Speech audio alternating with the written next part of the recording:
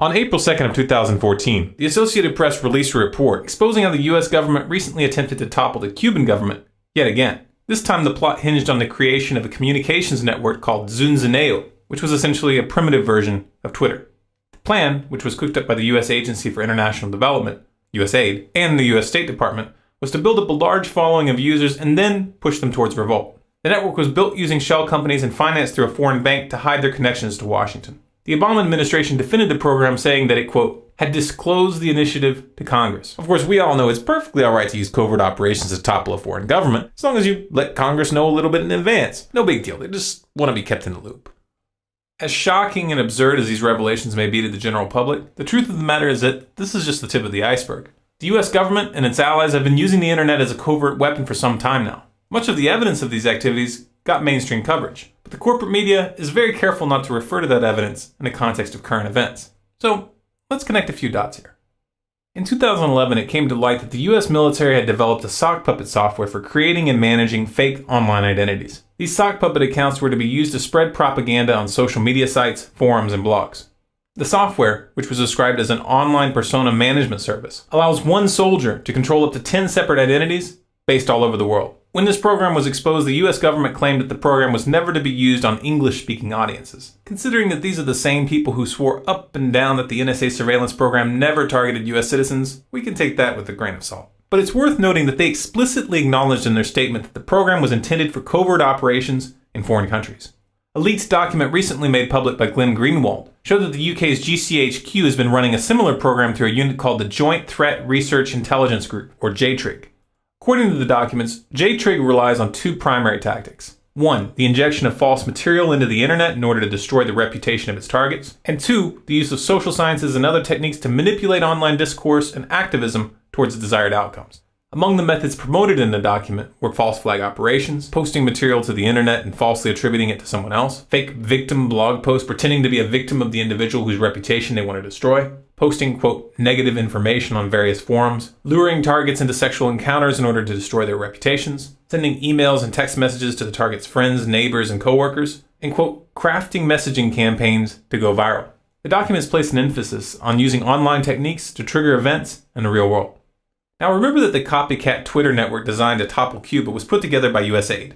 USAID maintains a public front of humanitarian aid and democracy promotion. But the Cuba scandal confirms what many geopolitical analysts have been saying for years, that USAID, like its sibling the National Endowment for Democracy, is nothing more than a branch of the US intelligence apparatus in disguise.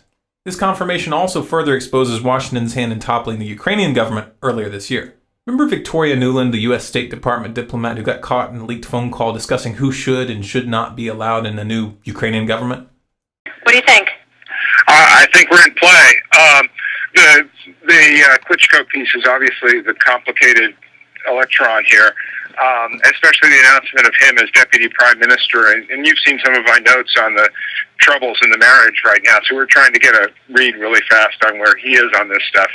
But I think your argument to him, which you'll need to make, I think that's the next phone call we want to set up, is exactly the one you made to Yachts. And I'm glad you sort of put him on the spot on where he fits in this scenario.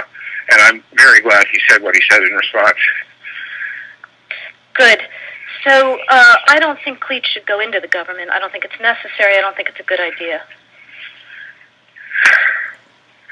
Yeah, I mean, I guess you think, in terms of him not going into the government, just let him sort of stay out and do his political homework and stuff. I'm just thinking, in terms of sort of the process moving ahead, we want to keep the moderate Democrats together. The problem is going to be Tony Book and his guys. And, I'm sure that's part of what Yanukovych is calculating on all of this. I think Yachts is the guy who's got the economic experience, the governing experience. He's the guy, what he needs is Cleach and Tony Book on the outside. He needs to be talking to them 4 times a week, I just think Cleach going in, he's going to be at that level working for Yatsenyuk. It's just not going to work. Yeah, no, I think that's right. Okay. In December of 2013, that same Victoria Nuland made a speech at the U.S.-Ukraine Foundation, in which she talked about how the U.S. government had invested over $5 billion in Ukraine since 1991 to strengthen democracy. as they build democratic skills and institutions, as they promote civic participation and good governance, all of which are preconditions for Ukraine to achieve its European aspirations. We've invested over $5 billion to assist Ukraine in these and other goals that will ensure a secure and prosperous and democratic Ukraine. She also specifically highlighted the important role that the U.S.-Ukraine Foundation played in achieving their objectives. The support of the people in this room is absolutely essential. We thank you for all you are doing. We thank you for your partnership all these years, and we look forward to continuing to stand shoulder to shoulder with you as we take Ukraine into the future that it deserves. Her statements, taken on their own, aren't incriminating. However, if you go to the U.S.-Ukraine Foundation's website, you'll find that many of their programs are funded and run by the U.S. State Department and USAID. Now remember, this is the same USAID that just got caught attempting to topple Cuba. And USAID's connections to the Ukrainian coup don't end there. It just so happens that Larry Diamond, the executive producer of the I Am Ukrainian video that went viral at the height of the crisis in Kiev, isn't just a member of the Council on Foreign Relations and a National Endowment for Democracy and an advisor for the U.S. State Department. His public profile also mentions that he's worked as a consultant for USAID. That's interesting, isn't it? Let's connect a few more dots, shall we? Remember that drama in March where Liz Wall quit RT News on air to protest their coverage of the events in Ukraine? It created quite the stir, even among activists who are usually critical of U.S. foreign policy. That event was staged. A neocon think tank called the Foreign Policy Initiative knew the stunt was about to happen and began tweeting out hints 20 minutes in advance. The first tweet: word on the street says that something big might happen on RT in about 20 to 25 minutes. Then, 10 minutes before Wall would quit on air, they tweeted, word on the street says you're really going to want to tune into RT. Something big may be going down. And finally, at 5:26 p.m., at the very moment that Wall quit, the Foreign Policy Initiative's Twitter account broke the news. RT anchor resigns on air. She cannot be part of a network that whitewashes the actions of Putin. Remember our little friend Victoria Nuland? Just so happens that her husband, Robert Kagan, sits on the board of directors for the Foreign Policy Initiative. Wow. What a coincidence. An organization that Victoria Nuland's husband controls launches a smear campaign against RT at a time when RT is one of the few major outlets broadcasting her leaked audio. And you almost get the impression that there might be a connection there. Robert Kagan also serves on the U.S. State Department's Foreign Affairs Policy Board, and he co-founded the Project for the New American Century with William Crystal, who also sits on the board of the Foreign Policy Initiative. Do a little research into the Project for a New American Century if you want to really dig up some interesting connections. All just coincidences. I'm sure it's also just a coincidence that James Kirchik, who happens to be a member of the Foreign Policy Initiative, released an exclusive interview with Liz Wall on the Daily Beast just 1 hour after her choreographed stunt. Here's James and Liz posing together in a freedom selfie. The Liz Wall stunt was a fairly benign example of social media being used to manipulate public opinion.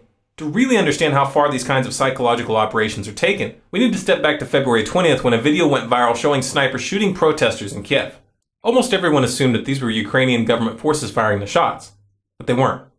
The following phone conversation between EU Foreign Policy Chief Cathy Ashton and Estonia's Foreign Minister Urmas Paet, which was leaked to the public on March 5th, makes this very clear.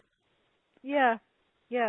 So that he has some sort of, how to say, trust among all these Maidan people and civil society. And second, what was quite disturbing, the same Olga told that, well, all the evidence shows that people who were killed by snipers from both sides, among policemen and people from the streets, that they were the same snipers killing people from both sides. Well, that's.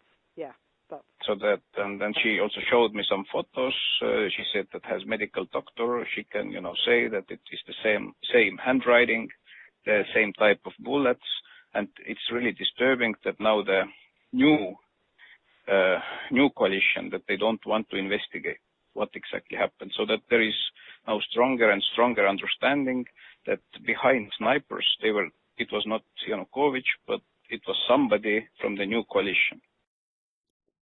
It doesn't take a rocket scientist to figure out that the only parties who benefit from shooting both police and protesters at the same time are those who were working to topple the Ukrainian government. That much is obvious. The only real question here is whether the footage of the shootings in Kiev was filmed and released by the perpetrators themselves. We'll never know for sure unless there's a real investigation. And no, having the primary suspect run the investigation doesn't count. We saw the same tactic of killing civilians and using a coordinated media campaign to pin the blame on a government targeted for regime change in Syria in 2013. But the internet is a double-edged sword, and the truth slipped out. During our investigation for crimes against humanity and war crimes, we collect some witness testimony that made to appear that some chemical weapons were used, in particular nervine gas. And what appeared on to our investigation that was used by the opponents, by the rebels, and we have no indication at all that the government, the authority of the Syria government, have used chemical weapons. These were US-backed rebels that killed thousands of innocent civilians with nerve gas. Those that funded this atrocity are still walking free. Those who coordinated the sniper killings in Kiev are still walking free. In fact, they're in positions of power. And yet the mainstream media and these so-called world leaders won't even so much as call them out. Just think about that for a second. Front groups, sock puppets, public relations stunts, and outright murder. That's how Washington and its allies topple governments and manipulate public opinion in the age of the internet. But make no mistake, this is not new. I thought that it was a matter of real concern that planted stories intended to serve a national purpose abroad came home and were circulated here and believed here, because this would mean that the CIA could manipulate the news in the United States by channeling it through some foreign country. Now, we're looking at that very carefully.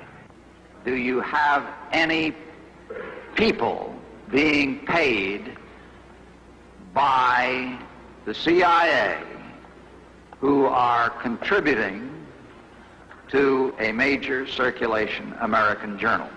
We do have people who submit pieces to American journals. Do you have any people paid by the CIA who are working for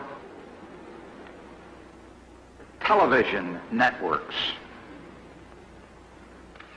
This, I think, gets into the kind of getting into the details, Mr. Chairman, that I'd like to get into in executive session. At CBS, we had been contacted by the CIA. As a matter of fact, by the time I became the head of the whole news and public affairs operation in 1954, the ships had been established, and I was told about them and asked if I'd carry on with them. Do you have any people being paid by the CIA who are contributing to the national news services, AP and UPI? Well, again, I think we're getting into the kind of detail, Mr. Chairman, that I'd prefer to handle in executive session. If you're tired of the mainstream media's lies and you'd like to see those lies broken down with well-researched and well-documented articles and videos on a regular basis, go to our website, scgnews.com. There you can sign up for email updates if you'd like to receive an email notification when new content is added to the site, or look up SCG News and Storm Clouds Gathering on Facebook, Twitter, and Google+. And don't forget to subscribe to this channel, Storm Clouds Gathering, on YouTube.